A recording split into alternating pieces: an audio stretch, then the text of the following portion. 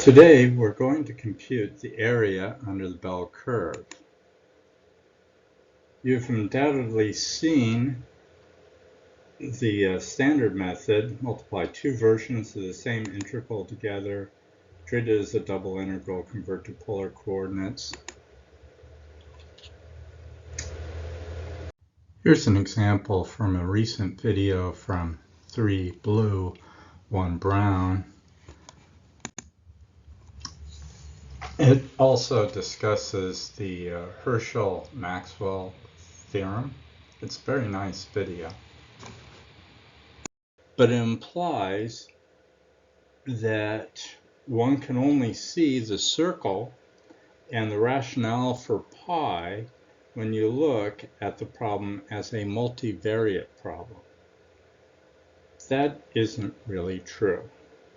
There is another approach, the Wallis integral approach, that does not require any tricky integrals.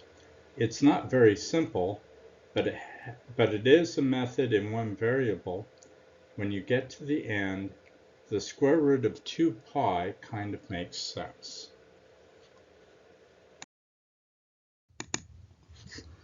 The approach we will use is to connect the problem of the area under the bell curve to the Wallis integrals. John Wallis was a great mathematician who lived in England just before and just during the time when calculus was invented. His work could be considered advanced pre-calculus. His most famous result was a formula for pi that people still marvel at. We will derive it in a moment. The double factorial in the formula is something we only encounter in a few places, and the Wallis product is one of them. The meaning of the double factorial is that it is the product of either odd or of even integers. So 6 double factorial is 6 times 4 times 2. 5 double factorial is 5 times 3 times 1. We'll show how that comes up. He also invented something else you see here, the infinity sign. But how does all of this relate to the bell curve? We'll see. Here are the Wallis integrals, semicircle variant. Notice that for even values of n, the function inside the integral is just a polynomial. But for odd values of n, the function inside the integral is a polynomial times a semicircle. If you're familiar with the Wallis integrals, you've probably seen the version with cosine. That was the original. You can get one version from the other with a simple trigonometric substitution.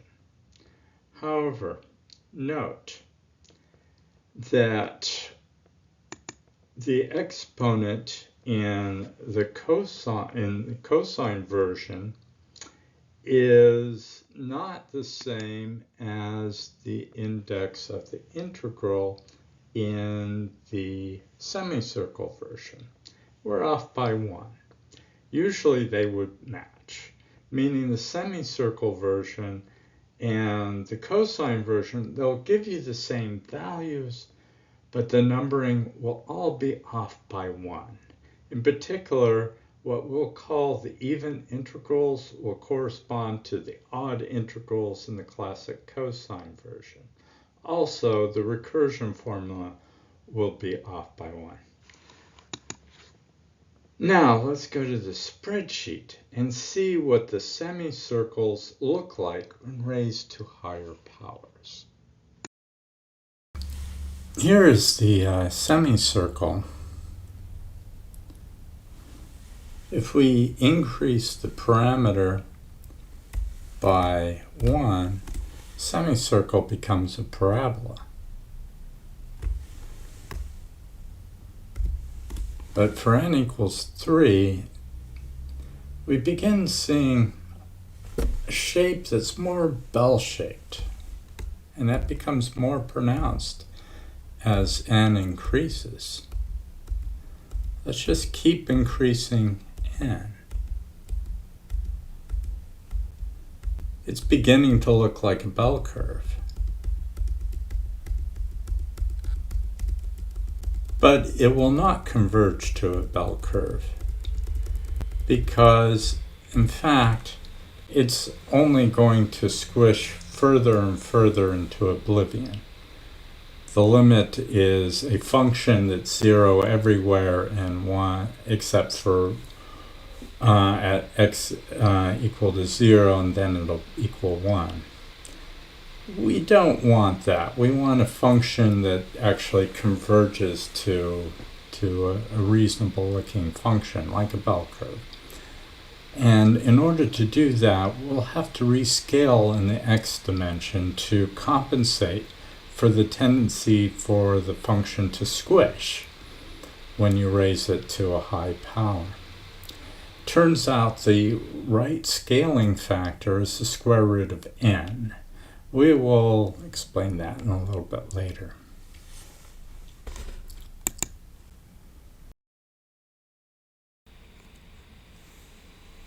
Okay, we're going to look at the rescaled Wallis integrals, and we're going to compare them to the bell curve, which is the yellow line. And so we're going to increase the values of the parameter by 1 at first, and then we're going to start doubling them after n reaches 32, because it goes very slowly if you do it one at a time. So after 30, we're going to double them.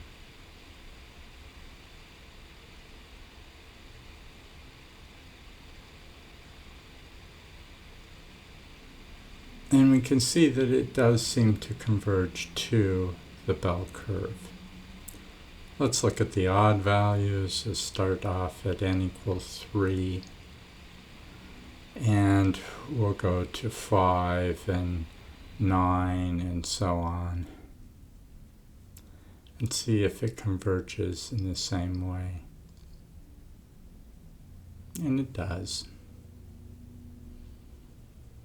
So the takeaway is that these rescaled Wallis integrals do seem to be converging to the bell curve. We'll look and see why. The first thing to note about rescaling is that it changes the value of the integral in a very predictable manner. It increases the value by the scaling factor, in this case, by the square root of n. Let's look at the actual rescaled function inside the integral. This semicircle is turned into a semi-ellipse.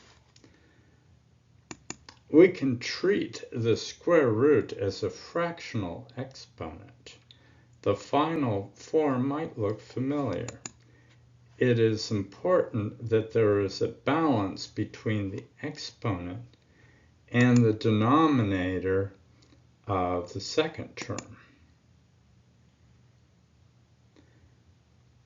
They don't have to be exactly equal, but they must balance. N plus 1 in the exponent and n in the denominator would work, but not n in the exponent and n squared in the denominator.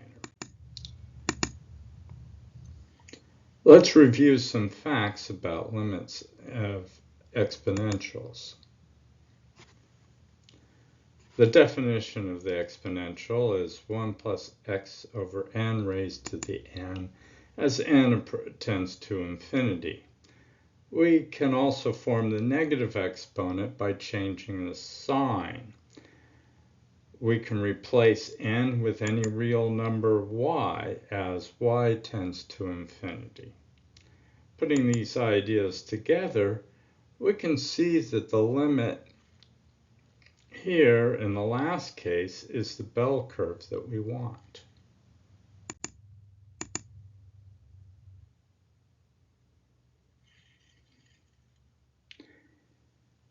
So the rescaled semicircles are converging to the bell curve, and the limit of the integral is the value that we want. Recall that we left open the question of why the square root of n was the scaling factor.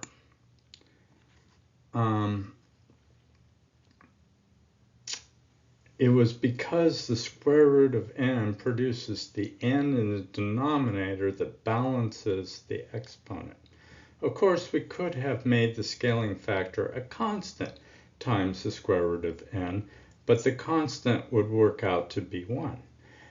But before we go on to solve the Wallis integral, let's take a moment to look at the rescaled cosine function. Recall that the cosine function gives the same Wallis integral values. So what does a rescaled cosine function look like when using the same square root of n scaling factor? Okay, we'll look at the cosine curve to see what happens when we raise the parameter n. See if we get convergence to the bell curve. We'll start by doubling it every time. And yes, it does converge. And we'll go through the same process with the odd values. And we'll see that it also converges. So is this a central limit theorem? No, these are not probability distributions, and we're not doing convolutions. It's something else. Let's look at the Taylor series expansion of the cosine function. Apply the same scale factor, and notice that the term involving the t to the fourth has an n square in the denominator. Now compare the Taylor series expansion of the semicircle. Note that the first two terms are coincidentally the same, but nothing is the same thereafter. And we could have changed the scaling factor to make sure that we got a minus 1/2 in the second term, so matching the first two terms is not really a coincidence.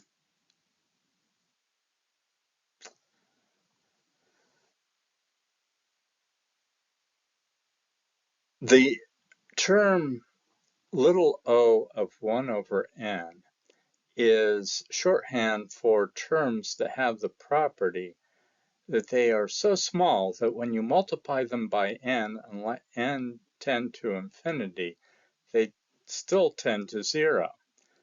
This is an important takeaway from these exponentials. We need to rescale the second term in order to balance with the exponent.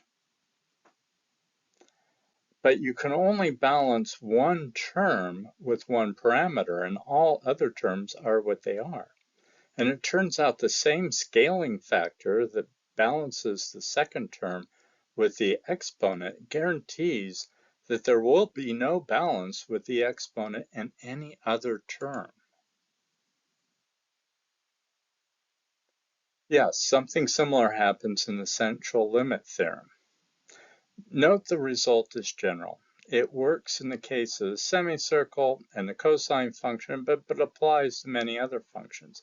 We could have started with a parabola. In fact, that is simply the even sequence.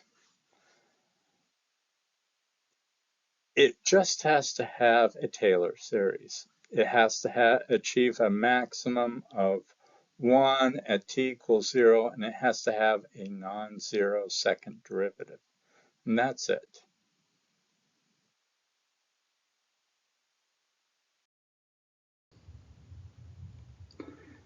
Let's evaluate the first few Wallis integrals without the rescaling. We can always add that later. I sub 1 is just a semicircle. It's equal to pi over 2. I sub 2 is a parabola that is easy to integrate. Turns out to be 4/3. Of course, we won't get to infinity this way. For n greater than 2, we can solve by using integration by parts. So in this case, we'll choose u to be the whole function inside the integrand.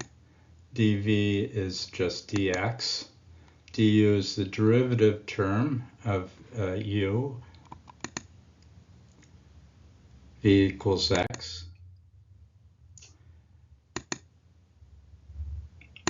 Recall that with integration by parts, there's a uv term and then there's a v du term. We'll do the uv term first. We'll plug in the value of u and notice that it is 0 at both endpoints. So we can just treat that as 0. And now let's do the v du term. The v term looks quite complicated. We'll simplify it a little bit. And we'll notice that it looks a little bit like I sub n minus 2.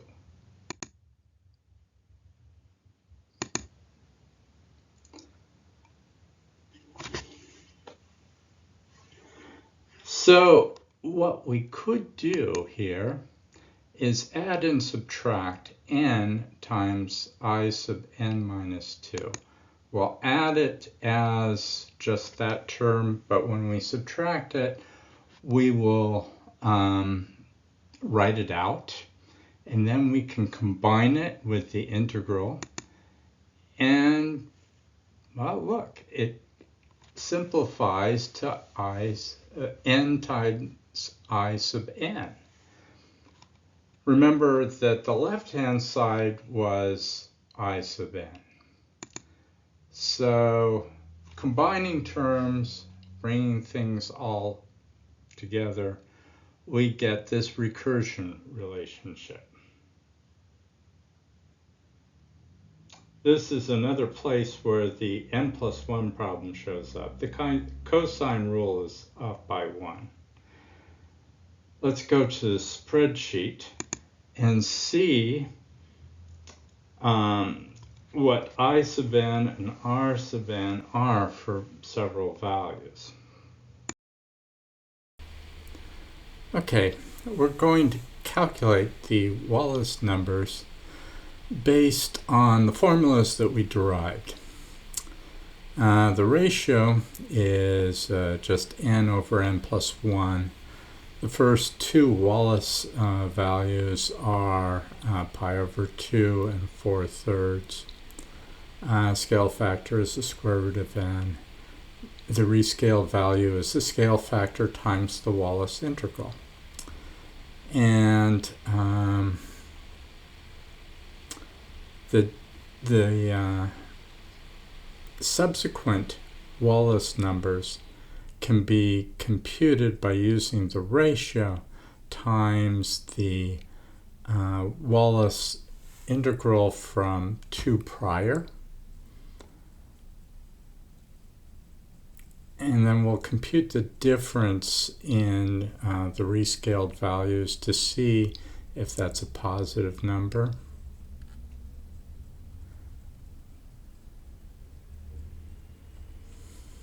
And we'll bring this calculation down for approximately 500 some odd values. And we want to look at that fourth column. That's the rescaled values to see how close they match to the target, which is 2.506. And even after 500, it's not quite there.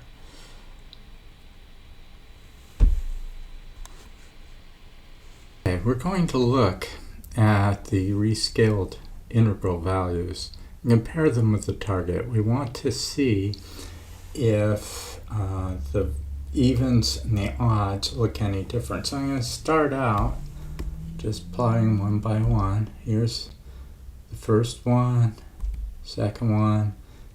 Odd ones are magenta, the even ones are cyan. And the pattern seems to be basically no pattern. They seem to be exactly the same sequence. It's a monotonically increasing function. Now, obviously, if you just look at the first 20, it proves nothing other than you did not have a counterexample in the first 20. However, that's something in itself. If you want to prove something and it turns out not to be true, you're wasting a lot of time. So it's worthwhile looking at the first 20 to see if you can find a counterexample. And we can actually compute the first couple hundred and see if there's a counterexample. There is none. It's just a monotonically increasing function. We could probably prove it. It's not necessary but for what we're doing, but it's an interesting thing to think about. It doesn't prove anything to look at these numbers, but it can give us intuition. If we see a pattern, then maybe there's something worth proving. If you don't see the pattern, well, then there's nothing to prove.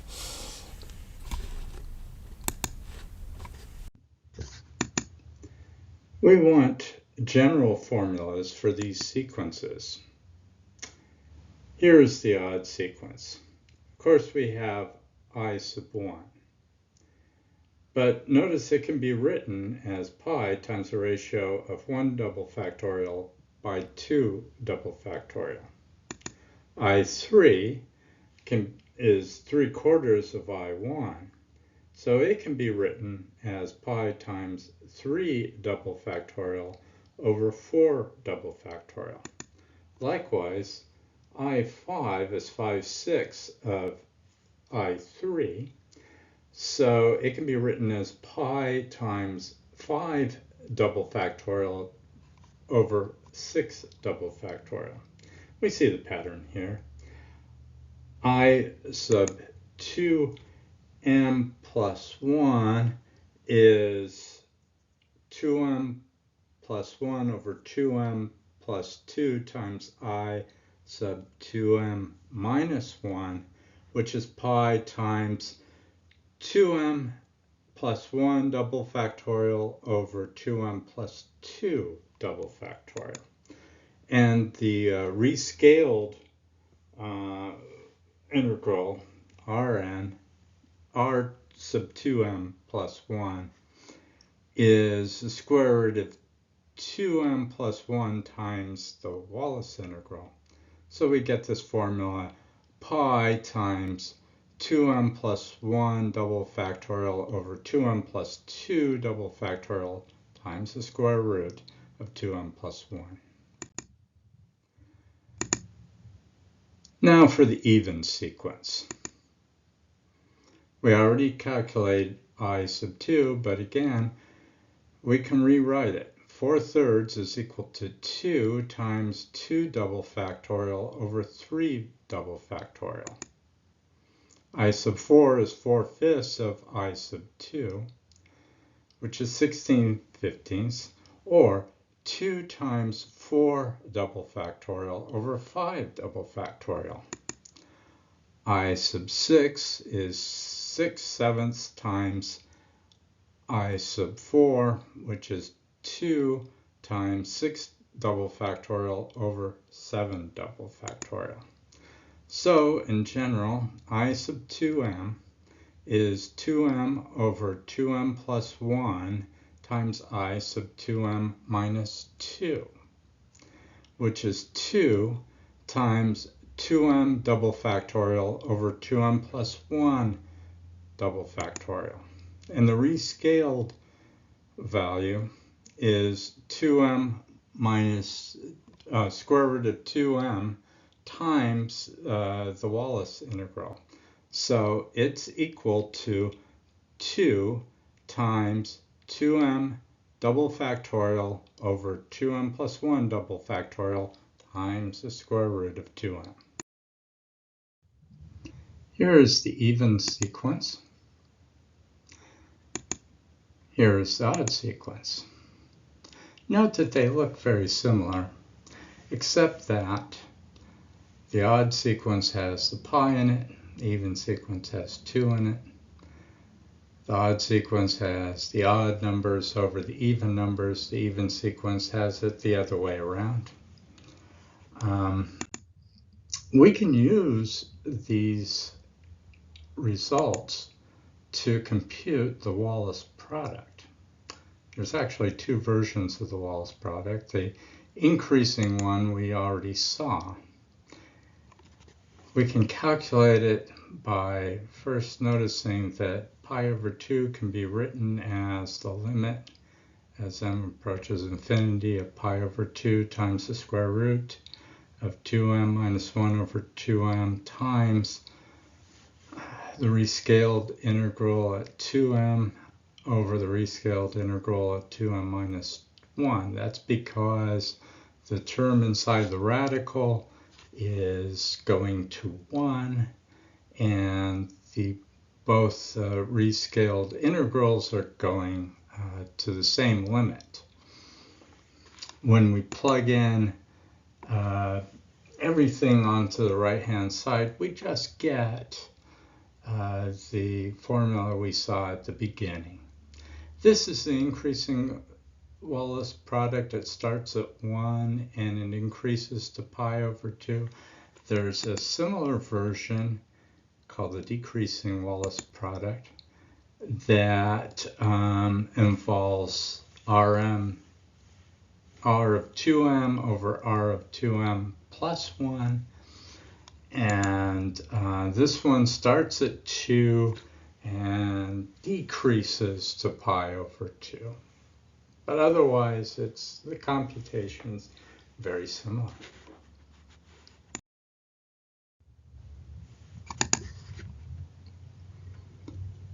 Okay, these are the two Wallis rescaled integrals formulas again, and we want to solve for the limit. We know that they approach the same limit because they're based on the same integral, but the formulas look completely different. How do we solve them? Well, one thing that you can do if two sequences approach the same limit, their average will approach the same limit.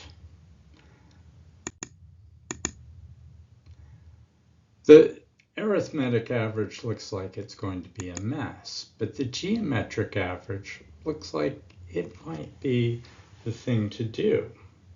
It seems obvious that if you have two sequences with one having the even integers over the odd integers and the other one having it the other way around, the geometric average will cancel a lot of terms. The only things that survive are the 2 pi, the scaling factors, and the 2m plus 2 term in the denominator. Let's put that in the bracket. Now, before we go any further, though, we should note there is another way of computing the geometric average. We did 2m with 2m plus 1. We could have done 2m and 2m minus 1. Let's verify that that actually would have given the analogous result, and it does. Therefore, we can really treat the geometric average as a function of n, not of 2m and 2m plus 1. So we can write it this way, as the square root of Rn and Rn plus 1. And in either case, the formula is square root of 2 pi times this term in the brackets, which is n times n plus 1 in the numerator and n plus 2 squared in the denominator. Note that the term in the brackets is going to 1 as n approaches infinity. Therefore, the limit of the geometric sequence is a geometric average sequence is square root of 2 pi. Yay, we found the answer. But we're not done yet. Let's name the term in the brackets. We'll call it sigma. This gives the value of the difference between the geometric average at any point n, between n and n plus 1, and the limit. It makes sense that the same formula, if shifted a little bit, could find an approximate value for the difference between the value of the Wallis integrals at any point at n and the limit. Let's back it up by 1/2 and see what we get. This formula, sigma sub n, could give us an approximate value for the error. Now, let's point out something. We know the answer, so we don't actually need to do this in this case. In general, though, sequences have to be computed numerically, and finding a way to speed up a convergence is oftentimes critical because sequences like these are very slow to converge. So if we can get this to work, we might learn something. Let's go back to the spreadsheet and see if it can be made to work. Okay, we're going to add the parameter sigma to our spreadsheet.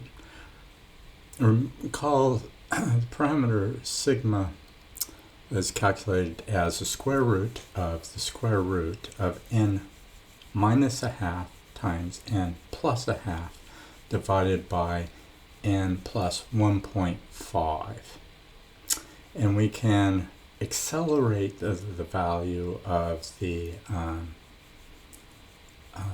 limit by dividing the rescaled value by the sigma. And we also calculate a percentage error, which is just the difference between the accelerated value and the target, which is 2.5066. And we'll calculate about 500 values of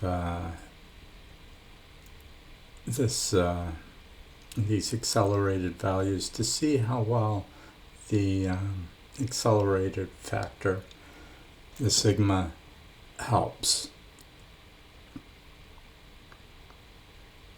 And if we look at the values, it definitely helps quite a bit. We'll see in a moment exactly how much.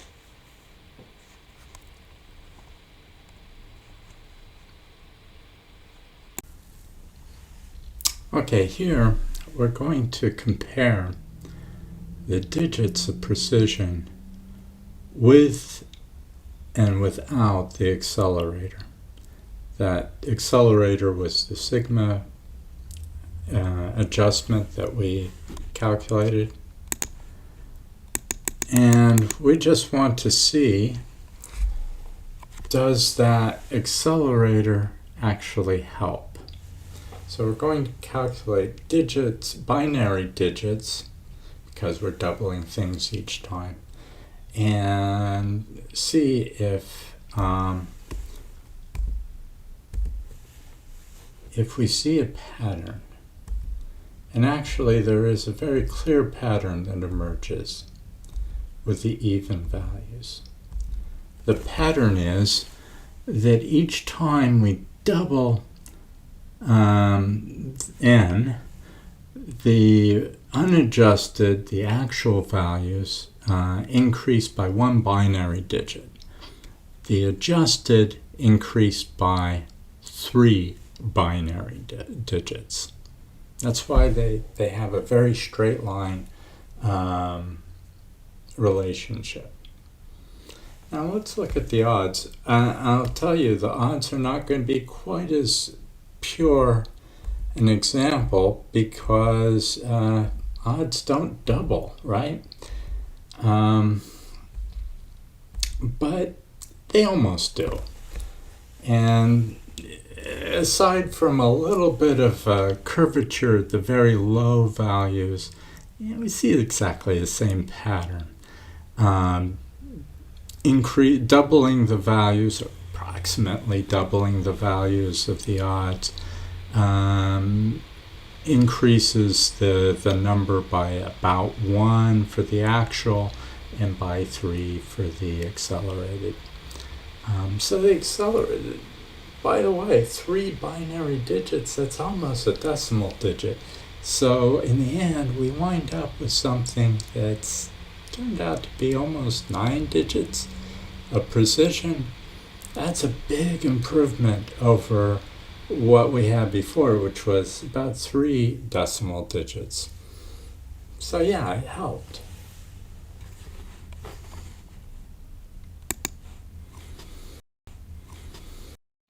Thank you.